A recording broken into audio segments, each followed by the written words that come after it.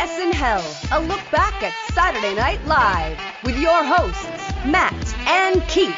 Brought to you by Lion's Den Audio Theater.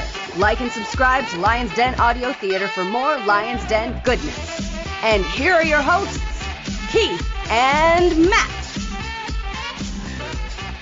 Saturday Night Live, Season 3, Episode 8, starring Miskell Spillman, originally aired on December 17th, 1977.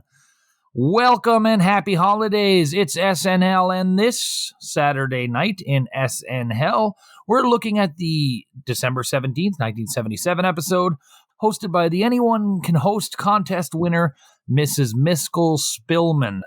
My name is Keith. With me, as always, my good buddy Matt. Hello, Matt. Merry Christmas. Merry Christmas, Keith. Happy holidays to you and your family as well. Pleasure to be here. I'll jump right in. Joining us tonight, a new third chair, a friend to the show, and the winner of our own personal Anyone Can Host contest. Saturday Night Live went one way, we went the other. We've got a young man here, big fan of the show, and has some personal connections to some members of the hosting gallery. It's a young fella named Daniel. Welcome, Daniel. Hey, I'm Daniel. Glad to be here, Keith. Daniel, you were certainly born long after these episodes. What do you know about Saturday Night Live? I think I just like Saturday Night Live in the fact that I just really like old humor for some weird reason, but originally my father introduced me to Saturday Night Live, and ever since I've been watching it. Very good. Do you have a favorite performer? Either John Belushi or Dan Aykroyd. I think they can be very versatile, but they can also be very bad at sometimes, so... All right, cool. Now, both you fellas, of course, Matt, we covered it 2 weeks back. Daniel, I know you heard the episode. 2 weeks ago on the Buck Henry episode, we had the 5 finalists of this contest. And it came down to 5 very different white people, I guess the best way to put it. Miskell Spillman won. Are you surprised, Matt? I guess not really, because, she gets that sweet old lady vote, which I'm sure was all the rage. And, and nobody else, I voted for the co-ed, but yeah. I know there were some votes in other directions. I don't know. I guess I'm trying to say I'm not really surprised, no. Yeah. Whether or not I agree, that's a different question. The answer is no, not surprised. Were you disappointed? Absolutely, yes. Yeah, okay. Daniel, you saw that episode. What do you think of Miskell Spillman being the big winner? I don't know. I feel like I am surprised, but I can't really say why. Yeah, understood. Let me give you some info about Mrs. Spillman. She was the winner of the 5, of course. She was born in, most sources say Germany, but there's some places that say Indiana as well. She was born in 1897. At the time of the contest and her hosting, she was living in New Orleans, Louisiana.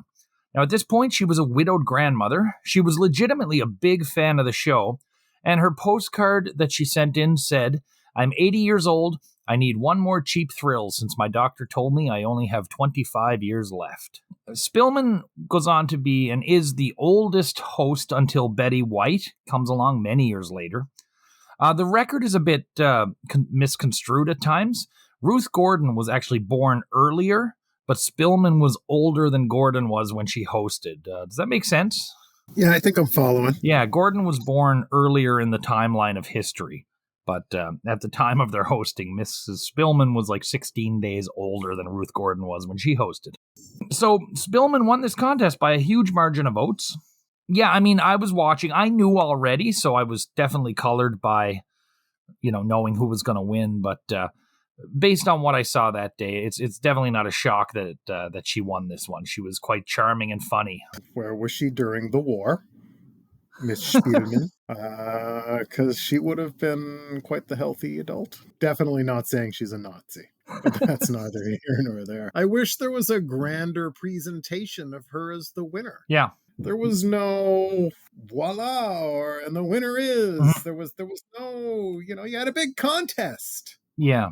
Yeah, and I actually wonder, I don't know if she did or not, but the promos that they shoot throughout the week and they air on TV, I wonder, I don't know if she was doing those, that would have been quite a wet blanket of a reveal. Yeah, it was wet as it is. So it's a historic night, and it's not just because of Spillman, but we've also got Elvis Costello here tonight. This, of course, was supposed to be the Sex Pistols. They ran into some visa trouble. Of course, with the Sex Pistols out of the picture, and this this young, clean-cut lad coming in, Lorne Michaels has nothing to worry about. The Sex Pistols would have been so cool. They would have been destructive, I'm sure. Oh, that would have been so cool. And I mean, that's been your example of who they, one of their main examples of who they should have.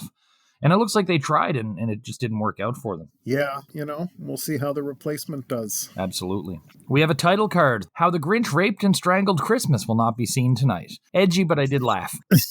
No, I laughed, yes. I liked it. Was funnier than the last one. Maybe not as funny as the first one. So we start with Belushi and Laraine at the lockers, and they're talking about this week's host. Belushi worries that Spillman is going to forget her lines, but Laraine says you should be as together as Mrs. Spillman is when you're 80 years old, to which Belushi spawns, don't worry, I'll be dead by 30. Yikes. Fuck. Buck Henry comes in and says that Mrs. Spillman's in her dressing room, lying down on the floor, staring at a bowl of fruit and blaring loud music. Belushi says he was just in there, gave her a few tips to relax, and then gave her a joint. Buck and Laraine are mad.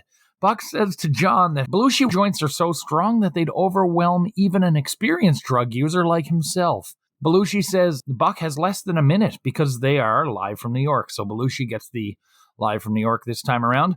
Cold open, I really enjoyed this. I thought it laid things out really well. Now, Matt, your point, it could have been a much bigger to do, but for what they gave us, I really enjoyed this. Yeah, sure. I liked it too. I still feel like you have such an obvious idea for the cold open, but I guess they probably had to advertise slightly in advance, kind of like you said before. I don't know. Did they have to? Where's it going to leak? They don't have the internet. Yeah. I don't know. It seems like it could have been a slam dunk. What we got is fine. It's fine. It was short, sweet, to the point, and Buck had the line of it, obviously. I don't get it. I think this is okay. Not the best cold open I've ever seen, but it was funny at some points. Not much to say here, except that I found it was pretty funny that it went from Miskell Spillman looking at fruit bowls to Belushi giving her smokes. Yeah. We then go to the monologue. Spillman comes out carrying a bowl of fruit. She's accompanied by Buck Henry. Now, he does most of the talking here, and he occasionally tries to relieve Mrs. Spillman of the fruit bowl, but she turns away and won't let him take it. Buck notes that she did win by about 15,000 votes. Now, she's talking as if she's completely stoned, but is appreciative of Belushi visiting her in the dressing room. And she ends with kind of a bit about how much of a fun week she's had. She alludes to the dope and ends her thing by saying the colors, wow. A few things about this one. Firstly, it's great that Buck Henry's there with her to walk her through a bit. And they'll do this throughout. They kind of have different people in different sketches kind of being her minder. Second, the drugged Belushi stuff makes me... It's funny that he got an 80-year-old woman stoned in the storyline. But it also gives them a sort of an out to, if Mrs. Spillman's performance is awkward, as it gets a few times throughout. The other thing, too, is I think chronologically, this was before the times whenever you see an old person in a movie or a TV show, you're like, oh, when are they going to curse or when are they going to start rapping? This is when old people were still old. So I can imagine this was really, really funny at the time. I got a good kick out of it, and I thought they couldn't have used Mrs. Spillman any better at this point. Yeah, I felt that this monologue was pretty funny. Buck was pretty funny in the fact that he was just trying to reach the fruit bowl during the whole monologue, but Miskel was just, not giving in at all. I really liked when Miskel was like, wow, the colors! And I found that pretty funny, even though I shouldn't get the joke. I'm not with you guys. I thought this was pretty rough. It was for she's out there. I get it. She's not, it's an old lady. She's not an actor. She's not a comedian. It's literally, I get, let's prove it. Anyone can host. Even grandma. But can anyone host? I think they immediately have shown us the answer is no. They've sent her with backup and they've given her a scant few lines. I know, it's a gag. Okay, it's a gimmick. Anyway, I didn't think she was funny, and I thought this was unfortunate for me to watch. We now go to the Meatwagon toy ambulance. It's a commercial, and it starts out, it actually looks exactly like a typical toy racetrack set from the 70s and 80s. Kids are playing with two cars on this homemade racetrack that they made, but then two cars crash into one another and get caught on fire. Now, the real toy that they're advertising here is an ambulance, a quote-unquote Meatwagon, that comes in and tends to the victims of these flaming car crashes that happen on other racetracks. The Meatwagon comes with a small pry bar, a fire extinguisher, an oxygen mask, and a little body bag. And it has a couple of little figurines who are paramedics who load the living or otherwise drivers into the ambulance. And this is, of course, made by Mainway. I got a good kick out of this. I thought it was pretty funny. It's what a friend of mine once called a toy with consequences, and I actually really enjoyed this. Yeah, I liked this too. It kind of gave me nostalgia that isn't really nostalgia. What I got a weird kick out of was when they crashed into quote-unquote fire, even though it was just like the smallest fire you've ever seen. I feel like the actual car, the Meatwagon, was a pretty funny joke. But yeah, I think this one was really good. How about you, Matt? Good point, nostalgia. I listened, this is the music. That's a whole genre of music, nostalgia that's not really nostalgia, like Boards of Canada. And then we started to listen to all this vaporwave stuff. But I digress. It's a good point. I wasn't alive either, man. And this was funny. Good, great production values. Fun, cute, little crazy toys. It's a hit. Yeah, a lot of work went into this one to make it look like an actual racetrack ad. I was really impressed, like the little carpet there and everything. Yeah. Yeah, I can agree. Do they still have, these were all over Saturday morning TV when I was a kid. Do they still have these racetrack commercials all over the place? Not all over the place, Keith, but they're still here. We now have the America Date the Self-Conscious Association. Gilda and Murray sit on a couch and they keep sort of checking their breath and checking body odor and seeing if their zippers are up. Laraine hosts this public service announcement, and she throws the bit back to Bill Murray and Gilda as they awkwardly try to make a date for New Year's. Both are stuttering and stammering, and Laraine says they're two twitching wrecks. Laraine says she herself used to be self-conscious, but she licked it except for when there's a lot of people watching her, and she kind of gets a little self-conscious there for a minute, but she does bounce back. Laraine then introduces John Belushi as Charlie, who represents the people who are so obnoxious that they can only date the self-conscious, because only the self-conscious can't notice how obnoxious they are. Now, Charlie is dressed very loudly, and he has a joy buzzer, and he just doesn't shut up. Laraine says the only remedy for obnoxiousness is folks who are brutally tactless. The brutally tactless didn't send anyone to the PSA because they were quite blunt and said that it was a stupid idea. Dan then appears as a member of the extremely stupid people when he tells the audience to take him out for New Year's today. A lot of good characterizations in this. It wasn't out of the park, but I did laugh quite a bit at this. I thought Laraine was fantastic. I found the buzzer on his hand. I forget what it's called. I think it was pretty funny in the fact that he was just like, he was go, meh, and then go, ha, ha, ha, ha, ha. Well, I was really looking forward to this. When it started, I thought Bill and Gilda were so good. And I thought it was interesting that Laraine is in this host role, not Jane. But I would come to realize once Belushi got involved that Jane was probably like, fuck this. But anyway, Bill and Gilda did so well. And I was like, oh my God, these are such good characters.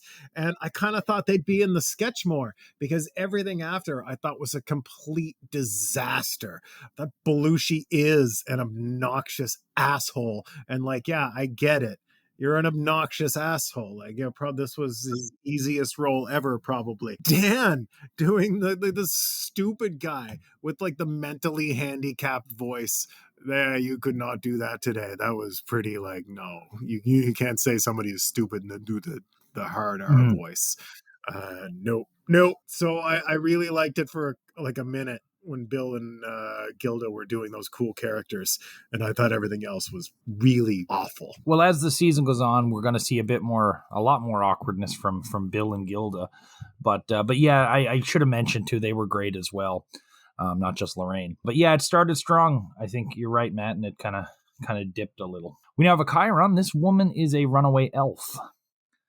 We now go to Gift of the Magi. So Jane intros it. She's sitting in front of a tree at home base with Miskell Spillman with her. Miskel says Gift of the Magi is one of her favorites. It's the old O. Henry short story where there's a husband and a wife, and he's not working and out of money. She has beautiful, luxurious hair. She's dying, and they both sell things very important to get money to give gifts to each other. In this case, Jane is narrating the story, as it's performed by Gilda and John, who are playing Helen and Robert. Laraine and Dan are in there as well as a doctor and nurse. So they do a bit of the story. They flip back to Jane and Spillman, where Jane goes on with the narration, and Spillman makes little quips about the story. This one, though, it ends with Belushi choking Gilda in the bed. There was some funny bits in this. I thought Jane was excellent.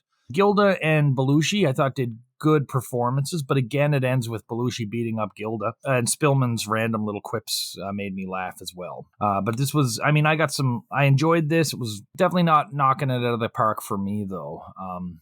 Yeah, but they had fun with it. I didn't really like this one. It just dragged on too much for me. Miskel did way better than I thought she would in this one. It looked like she was on the urge to cry. I didn't really like the weird turn of violence at the end. It was just totally uncalled for and wasn't really necessary, to be honest. I get what they were going for, but again, this is, in my opinion, a disaster.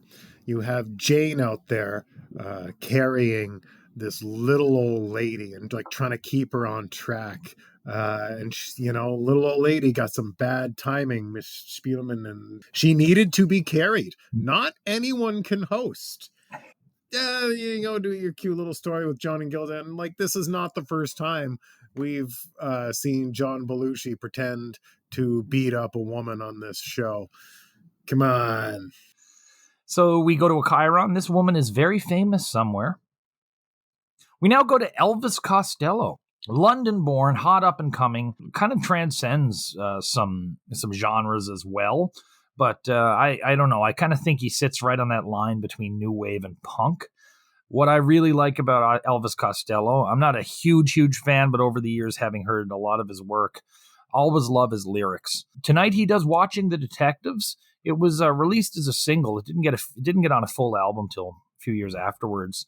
Came out as a single in October of 77 in the UK, November in 77 in the US. Really, this was his first single, and this was the song that kind of brought him to the consciousness of the world. I enjoyed this song very much. I enjoyed the performance. This was great, but I think what I have to say is far less important. I'm interested to hear what you guys think. Matthew, first off, this is much closer to what you've been asking for. Let's address, of course, I was into the idea that the Sex Pistols were going to be here. And until you broke my heart during the credits of our last episode, I thought they were going to be. I didn't know they didn't show up. But of course, I knew about this Elvis Costello appearance. This is a great replacement. You're right. It's a little new wave. It's a little punk. This is a hot sound. The Police are kind of playing with this reggae sound around this time too. Mm-hmm. This is a hot young act. I dig the song. Daniel, you don't have much experience listening to Elvis Costello or even maybe this type of music from the time. What did you think of this one? I really liked Elvis Costello. I really liked the song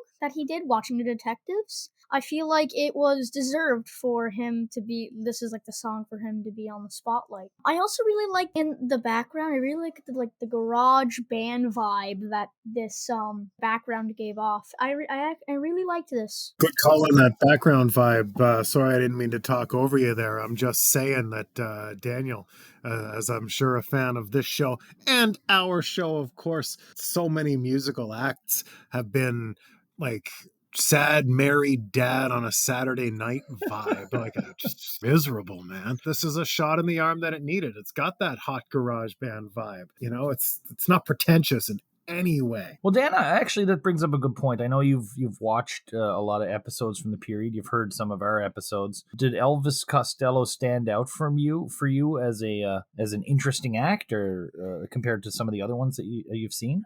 Yeah, it's definitely somebody I would want to listen to more. Nice. Weekend update. Teaser. We have Betty Ford with a man dressed as a cat. I don't know if it would have been from the cast of Cats. Jane reports the man as Gerald Ford. Ms. Magazine. The cover of Ms. Magazine for that month has a pregnant Jimmy Carter. Carter says he hasn't been pregnant since Amy was born 10 years before. Jane has a phone line to the White House. They patch her into a meeting between Menachem and Jimmy Carter. Carter gushes over how great Dan Aykroyd is and asks for tickets to the show. Jane asks for an update on Carter's talks with Begin, but Carter says Begin can't speak because he's indisposed, implying that he went to the bathroom. The camera pulls out to The camera pulls out to reveal that it was Dan all along voicing Jimmy Carter. Garrett Morris gives a point of view about white oppression and how proud he is of the strides black people have made. He feels, however, that black people are being wronged because of another injustice that occurred on the basketball court, where a black player was accused of hitting a white player. And they show a clip from a Lakers Houston Rockets game, I believe, where black player Kermit Washington punches out Rudy Tomjanovich. Garrett says the version is very deceiving, so he re-shows it again in slow-mo, and then realizes it actually was a wild attack, and says, "What are you going to do about it, jive crackers?" Bill reviews The Miracle on 34th Street. He condemns it for not taking a firm stance on the existence of Santa Claus. He says that Fox, 20th Century Fox, copped out on their responsibility to give a direct opinion. He then checks a book to see if Fox actually was the ones that made the movie, and he mentions that the book was a gift from Santa Claus. He talks about having stayed up late many times to see Santa, but he keeps falling asleep, and he starts to do a prayer blessing his family and the reindeer as he slowly falls asleep. The NBC Dancing N comes out covered in tinsel. It says, if you want to hear the top story, let me out of here. They pull off the box costume, and it's Emily Litella. She calls Dan Aykroyd Mr. Adnoid. She says the news is great, but it's missing one thing, me. Jane explains why she's no longer part of Weekend Update, and Dan pleads with Jane to give her one more chance. Emily comes behind the desk and does a bit about the SST jet, we know it as the Concorde, which she thinks is pronounced st, and she implies that it's a secret. Jane snaps on Emily, and again we have the same ending with the bitch. Idi Amin visited David Berkowitz. Amin says David Berkowitz is his kind of guy. And then they end it with a tribute. Elvis, Groucho, and Bing Crosby all died throughout 1977. And Guy Lombardo, famous for ringing in the New Year, has also passed away. So they do a simulated ball drop with a picture of Guy Lombardo being lowered to the ground. This Weekend Update is a lot longer than it has been. It's starting to show promise. I did get a few laughs out of this. Again, though, Dan is reading off papers instead of cue cards. Unlike Jane and Chevy, who were reading off the cards and welcoming you in, Dan is kind of out in left field. So, I enjoyed this more than most. Certainly longer. I feel like in this update, I missed a lot of the jokes. Don't really like this, and it was way too long for my liking.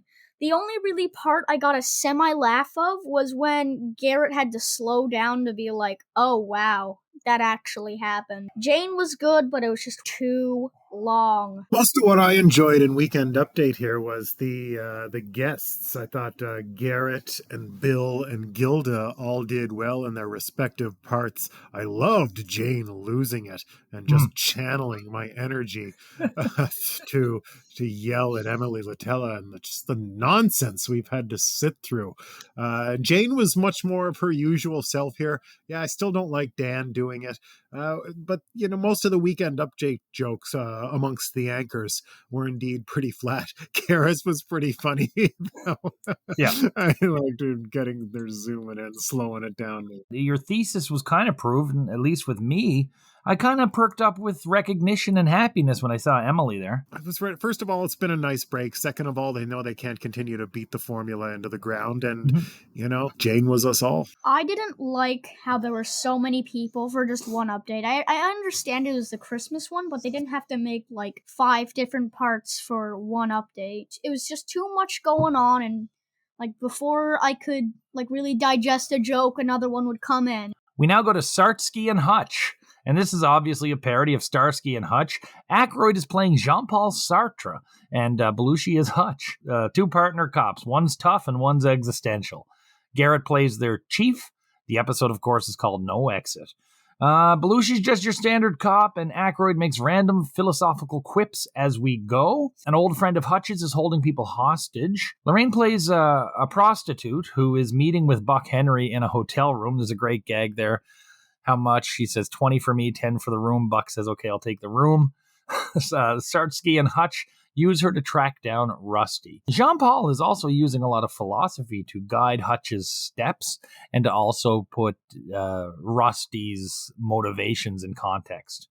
So we go to a bank where Rusty is played by Bill Murray. He has dynamite strapped to him, and he holds his mother, played by Miskell Spillman, and his pregnant wife, played by Jane, as his hostages. Rusty was in Nam, and he was dealing with PTSD. The bank turned him down when they said he was crazy because he tried to get a loan to buy Vermont. Jean-Paul Sartre's bleak look at death inspires Rusty to blow himself up, and then we get a really fake freeze frame. Probably one of the first that was done on TV, to be honest. I thought this was really smart, funny, a great premise. Dan was excellent in this. It was maybe a tad too long, and honestly, I think this is one of them sketches. We had one last year where I think it went over the live audience's head. I think the way it was shot, or maybe the way it was performed, I think this was probably a lot funnier to a home audience than it would have been to the live audience. Or maybe they just didn't like it. I thought it was pretty funny, though. I got a good kick out of it. This one was good. I really liked it. I really liked John Paul and Hutch being, like, not normal detectives, but, like, stereotypical detectives. I feel like they could have done, like, a different quote-unquote crime for it, but it still worked out. Because I didn't really like Rusty have, like, PTSD and blowing himself up and stuff.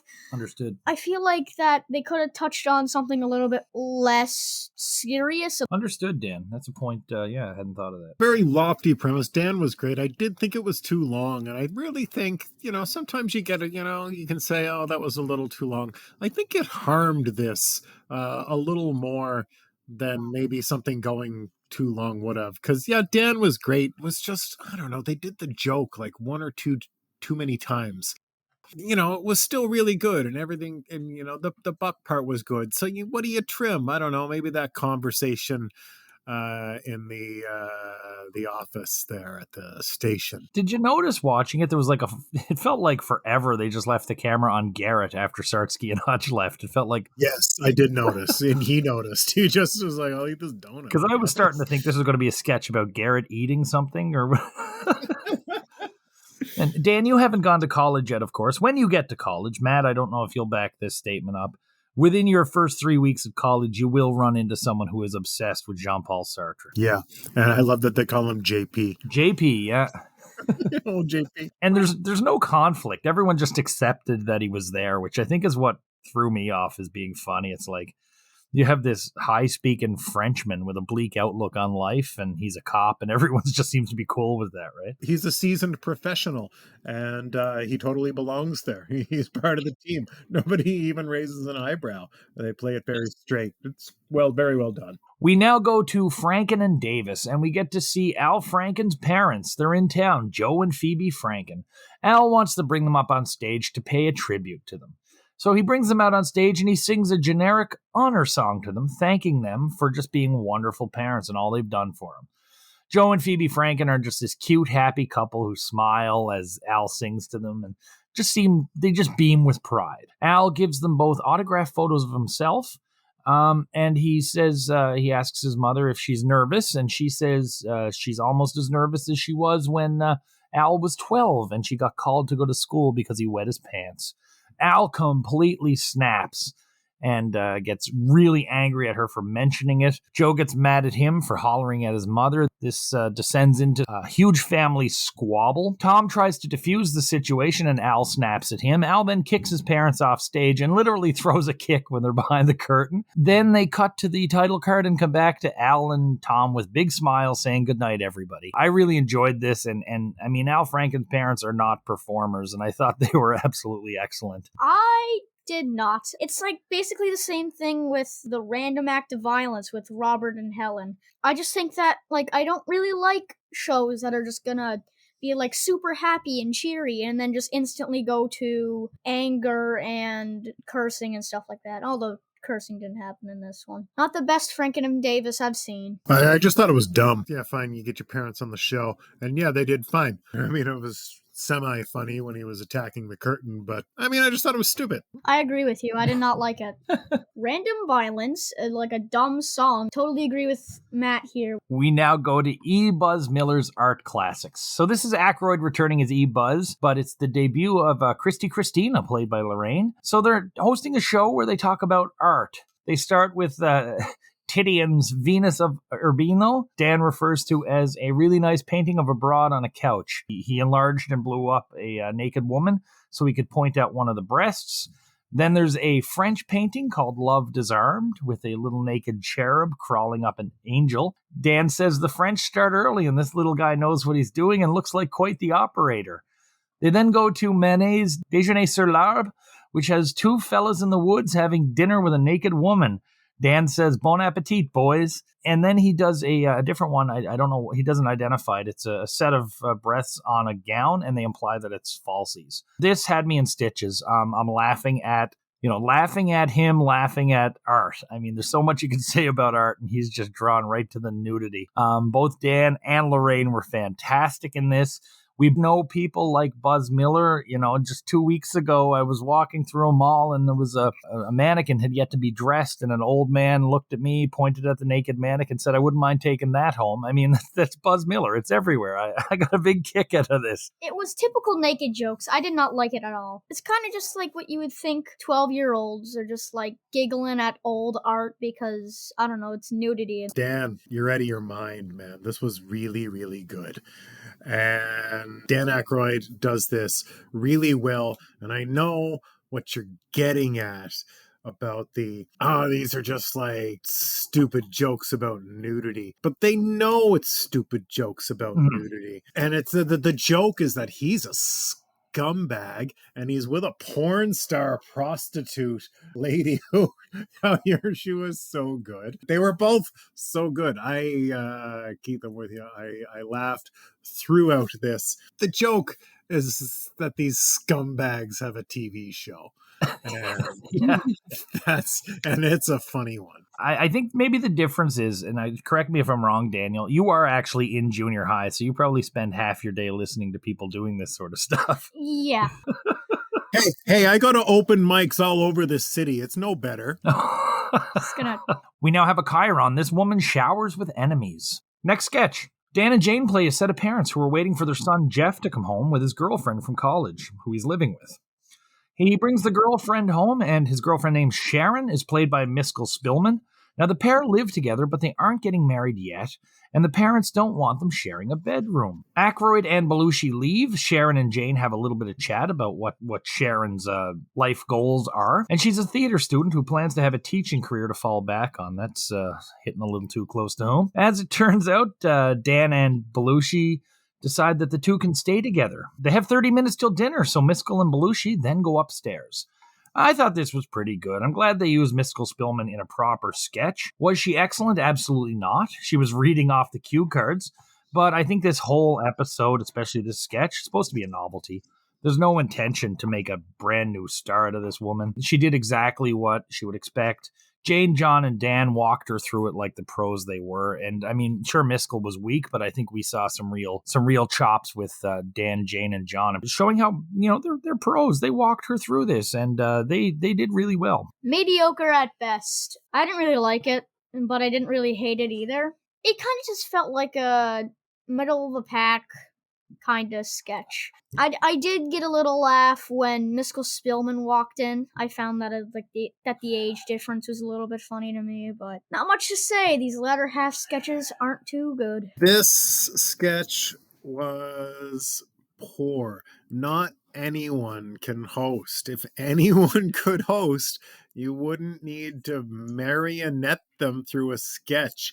I know they're not trying to make her a star, but you can still make a friggin' good comedy show. And this was like let's just give her nothing to do. Filler kind of sketch for the anyone can host winner. I didn't like it. Not anyone can host. Well, I suppose anyone can host, but not anyone can host well, I suppose is okay, sure. The argument that they sure. make. Okay. Yeah. We now go to Woe Santa. Gilda plays a little girl who wants a lot of things from Christmas, but Santa, played by Bill Murray, doesn't want to give her anything, except the trap door, which is basically him opening his legs and she falls down on the floor.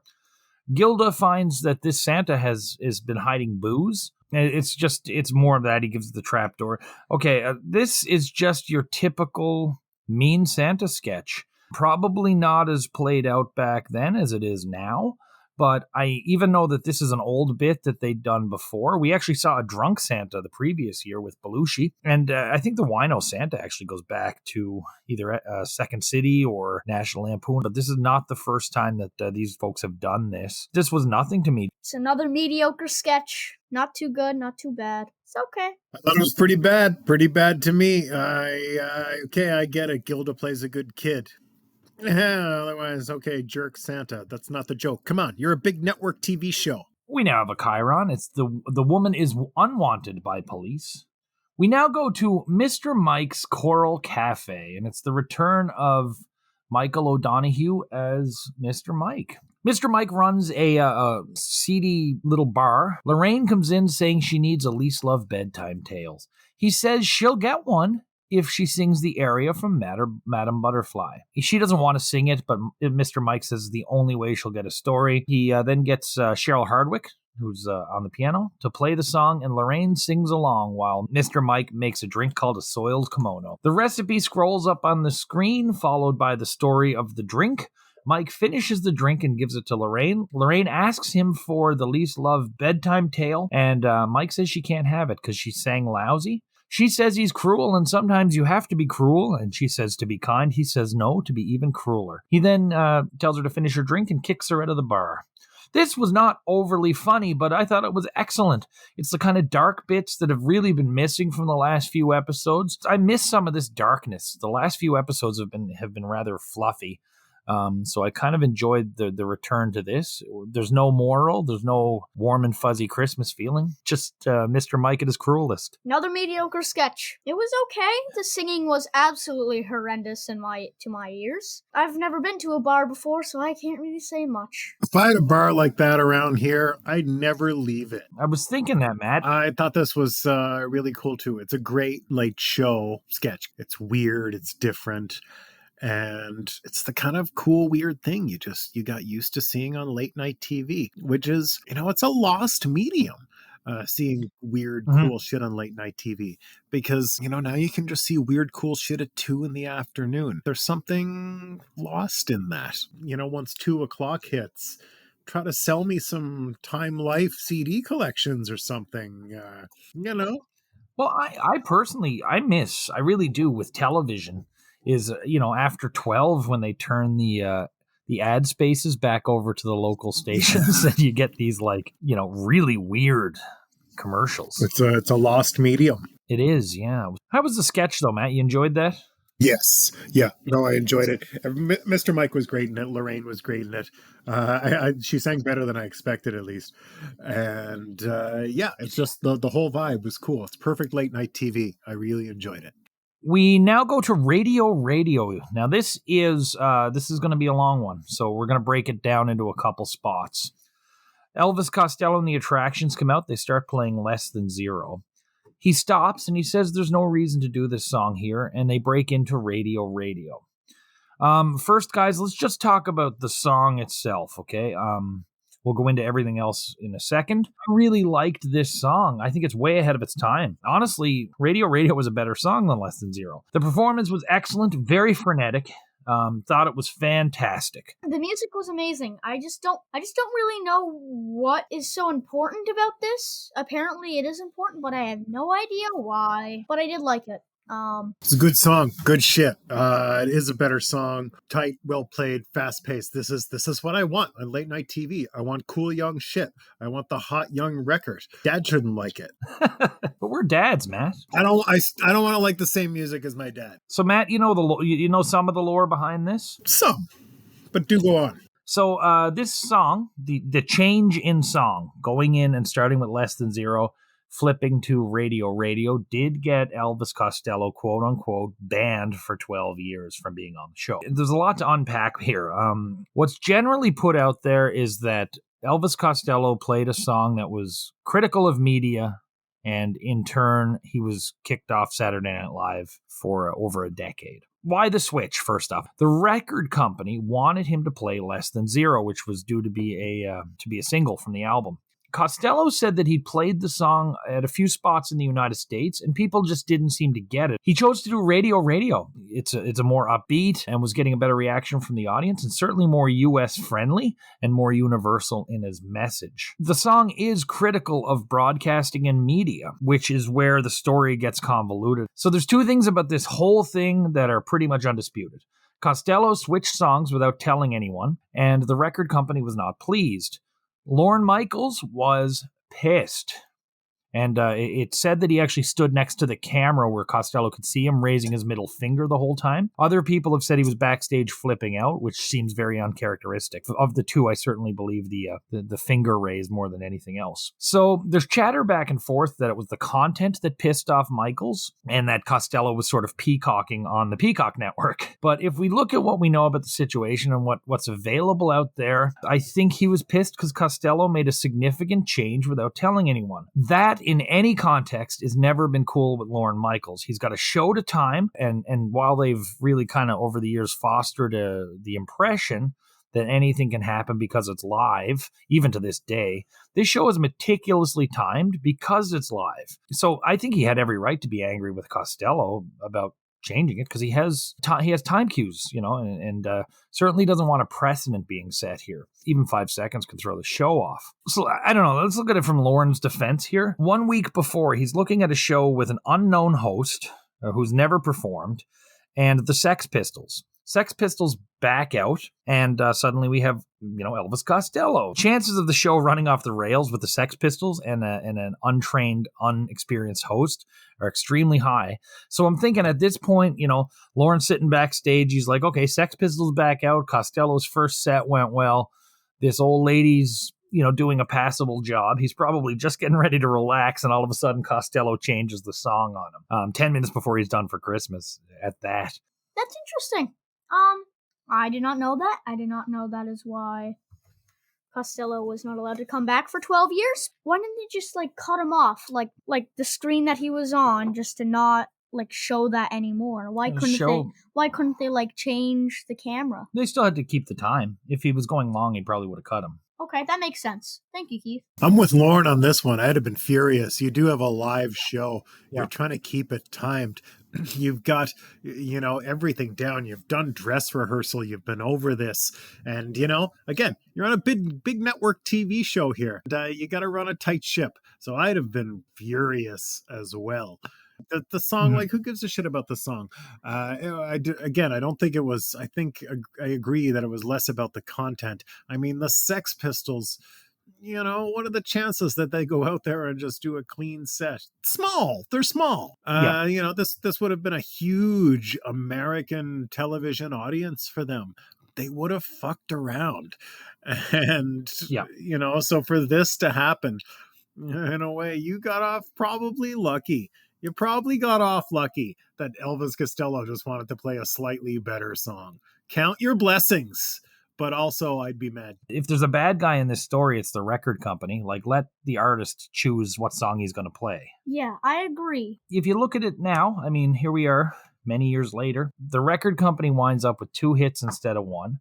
Fences are mended and Elvis Costello comes back, even recreates this on the 25th anniversary with the Beastie Boys. And we get a pretty historic moment in live television. Good tune. Yeah, it is. I liked it, actually. So we now have the good nights. Spillman comes out dressed very cutely as Mrs. Claus. She says she's had the best time of her life, and she thanks her granddaughter, who she brings up on stage. The cast enters. Bill Murray's still dressed as Santa. Joe and Phoebe Franken are there for the goodbyes.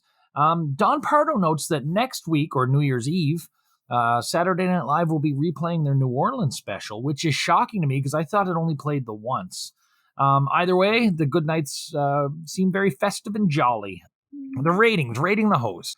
So Spillman, this is a one-off novelty. She was charming and she was as good as she could be. As a matter of fact, I thought she was actually better than what I had expected, and certainly better than a few of the other people that have actually hosted who were not novelties like the sports folk or some of the politicos. It's an interesting thing because the audience was really rooting for her throughout, and it seems like the cast was too. They certainly didn't leave her floundering up there. She was not a top-tier host, and she was, most importantly, she was used properly. She was used excellently. She had minders in every scene, and I thought a good outing for Mrs. Spillman. I still think that she did really well with some certain sketches, and I feel like that she did way better than I was expecting. Not everyone can host. They're wrong.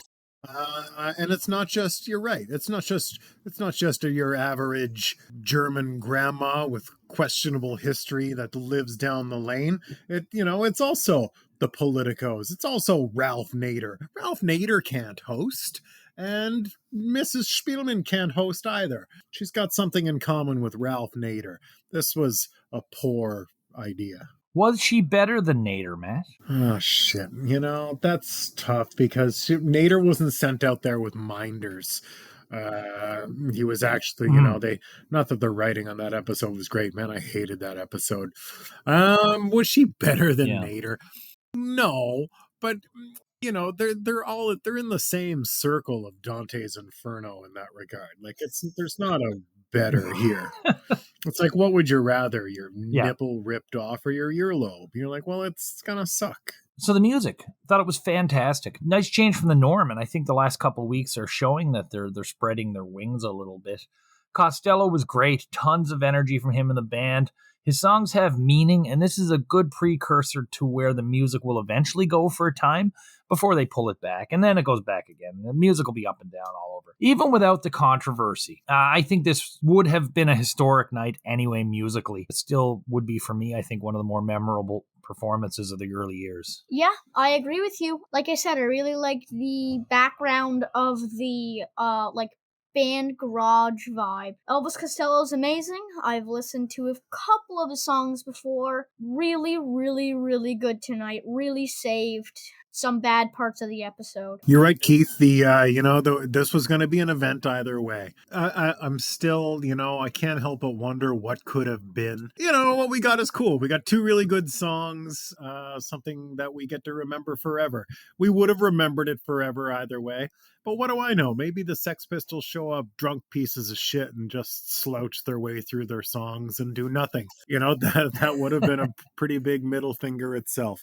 You can't second guess. What we got is good. Good songs, good, young, energetic performer. So, worst of the night, fellas? Franken and Davis. I didn't really like it. Robert and Helen were very close, but I think Franken and Davis was just a worse version of that. It came out of nowhere. We already had a sketch like it with the weird, out of nowhere, random act of violence. I just don't think it fit out well, and I hope for the next couple episodes of Franken and Davis does better. For an episode I feel like I kind of liked, there was a lot of shit to sit through. But my shit of the night was that, I don't know what to call it, that one where he brings home grandma as his girlfriend. They're like, oh, let us sleep upstairs. And they're like, well, I don't know. And it was just so stupid. It was such a waste of time. And it was just there to fill that old lady and give her something to do. It was not anyone can host. That sketch sucked amongst all the suck. I hated that gift of the Magi thing too, but whatever. This was worse. This bring home my old lady as the date sketch. And SNL Archive calls that sketch Girlfriend. I went with Wino Santa. The mean Santa thing is played out, and it probably was then. We did see a drunk Santa last year with Belushi. Gilda and Bill were fine, but there was no script there at all. What's the best sketch of the night? My favorite is Art History, or Art Classics, whatever the hell it was called, with Dan and Laraine. I thought that's just one of my favorites. They were both so good. The sleaze factor was at the top. Didion. Daniel, what's your pick? I think I'm going to go with Meatwagon, but Detective is very close. I think the only thing that's keeping Starsky and Hutch from being better than Meatwagon is that they made a crime more of a serious problem with PTSD and Nom. But I think Meatwagon just was pretty cheery, pretty funny, and there's nothing, you can't go wrong with Meatwagon. And I'm with you, Matt. It's definitely the art classics. I had a harder time picking, but I thoroughly enjoyed this. I thought the performances were great, and they actually brought me to their level, giggling at the same stuff they were. Who was your star of the night? This one was also very hard, but I think I might have to go with Aykroyd here. He did very well in some of them, and Jean-Paul was probably the one that won it over for me. He did a very good impression, and I just really liked it. This is pretty tough for me. I really liked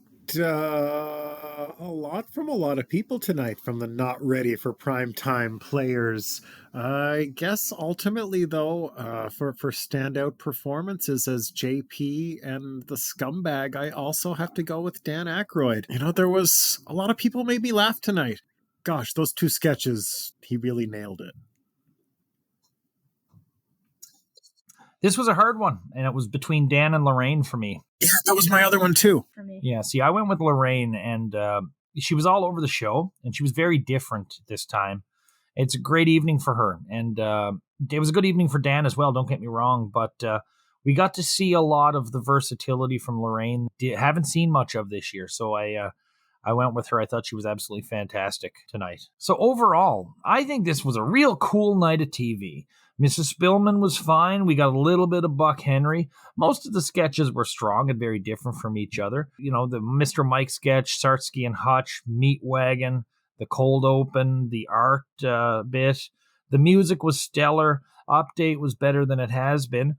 This was a really strong ensemble night, too, where everybody had their moment to shine. And it seemed almost, I don't know, based on the stylistic approaches to the sketch, it looks like even maybe the writers had a good night where everybody got featured throughout.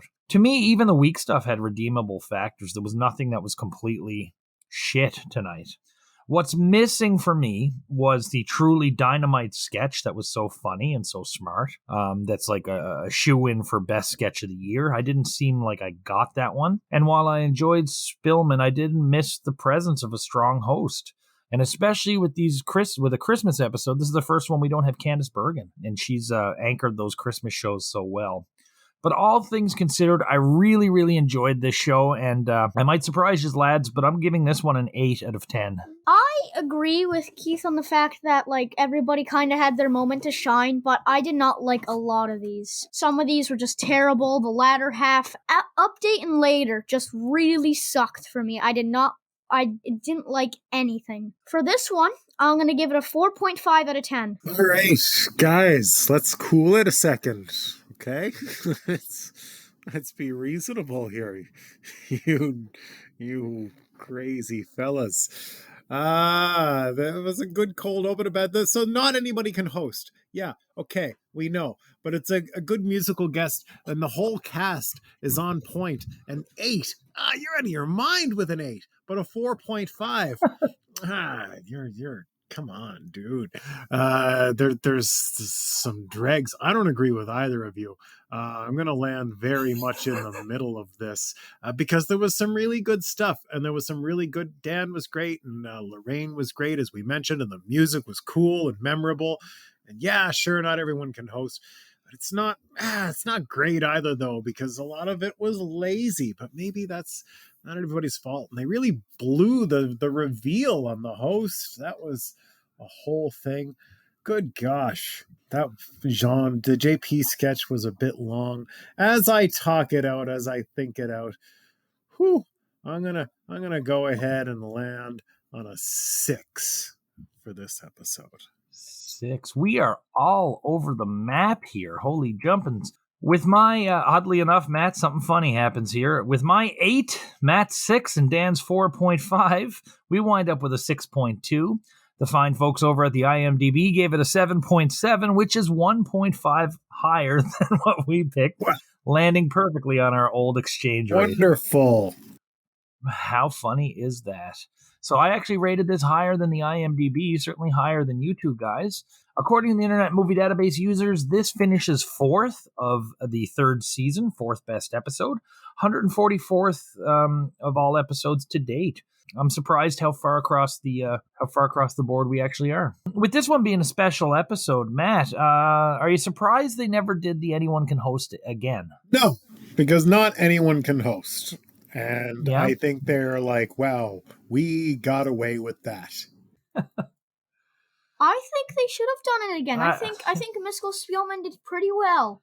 Well, I'm surprised actually. It's funny that they didn't do it again. It would have been nice if they had, but I mean, this was an early gimmick that maybe logistically was more of a nightmare than what we actually saw on screen, right? Surely. And again, like I said, I bet you they feel like they got away with something.